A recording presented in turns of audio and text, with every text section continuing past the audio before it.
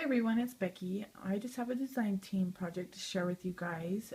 I made a mailbox to match my card, and I've already done a video on my card, so if you want to check that one out for the details, I think it's a couple of videos before this one. So I just wanted to kind of show you both of them because it's kind of a little set. So what I did was I used one of those paper mache mailboxes from Hobby Lobby. And I got it like I think a year ago. And I got them in a set. I got them online, so I just used that, and it's I think it's the third to the largest one that I used. And I used the Gorgeous Girl cutout again, and let me just show you really quick in case you didn't see with my card. I used it on my card too, and I used this one on my card right here. And then the one that I used on the mailbox was this one. And I got this from Marla Rizzo, and I think they're so cute.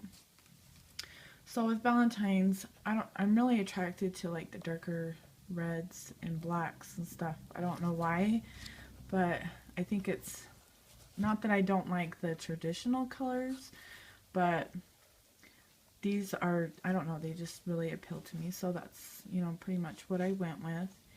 And before I show you guys or tell you guys, the paper that I used was this one, the My Mind's Eye blush. So they have a striped paper in there, the black and white, and I thought it was so cute that it matched the little arm sleeves that she has on.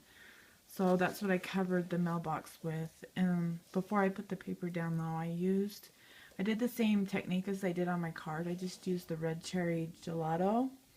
I'm not sure if that's like the name of it, but I know it has cherry in it. So I just, you know, rubbed that on. I put white paint down, and then I rubbed that on, and then I went over it with the black soot distress ink, and then I went to seal it because of course it was rubbing off on my hands, and then it was, you know, in here, and so I went over it with some gel medium because I don't have any spray sealant, and it kind of, you know, turned it into like a black cherry color, which I thought was pretty cool. So I left it, and that's what I did like on all the edges that doesn't have paper. And then it's actually under here too, under this trim. I did under that because I was gonna leave that bare, but then I decided to go with this organza trim.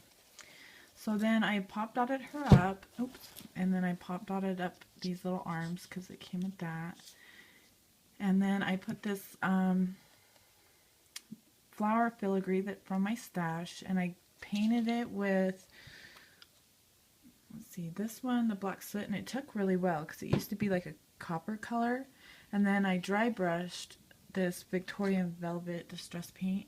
So I just dipped my brush in it, and then I wiped it off on my rag, and that's how there's, you know, barely any paint on my brush. And then I just went over it, so it kind of highlighted all the high points in the filigree. So I thought it turned out really cool.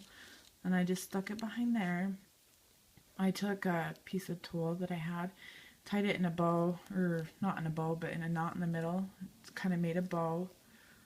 And then I put these flowers in the middle, and the flowers are actually this one, and that's what they look like. And I distressed it with black soot, and then the red one, and I love this red. And then the pink is just the pink. I didn't do anything to it. And then I stuck some black acrylic sprays that Julie has in her store.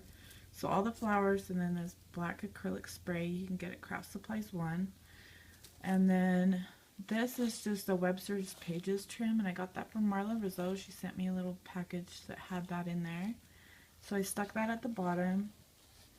And then I covered this in the same paper line, and it's the flower and flower design as well as the bottom. And then I use these are the Prima alphabet stickers, the same ones that I used on my card right there. And I just spelled the word love on a piece of paper and cut it out and pop dotted it up, as you can see. And then these are heart, like half-back pearl hearts that I got from Marla Rizzo. And I actually painted, I didn't use gelatos on those, I actually painted them with this Napa red. And then I went over it with the black soot distress ink. And so that, I thought they turned out really cool. That's what I did on those. And then on these, when I was using the gel medium, because how it kind of smeared the colors together, the distress ink and the gelato, I had left over on my brush, so I just painted these, and I thought they turned out cool. So I put those on there. And then this, I'm trying to think where, this trim is the organza and satin trim that you can get at Craftsupplies1. It's like this. It has the satin down the middle. And then I put this mesh bling, which is kind of like a flat black. It doesn't have the silver in the middle, because you can get the black and the silver mesh bling, but this is all black. And so then I just put it down the middle of the organza trim. I thought that turned out really cute. And then I put this flowers from my stash, and I distressed it with this distress ink, some more flower or bead acrylic sprays from Craftsupplies1. There's another one of those pink flowers, and then this one is from my stash. This is a Tim Holtz, like a drawer pull, and I did the same thing with the alphabet stickers. It says for you.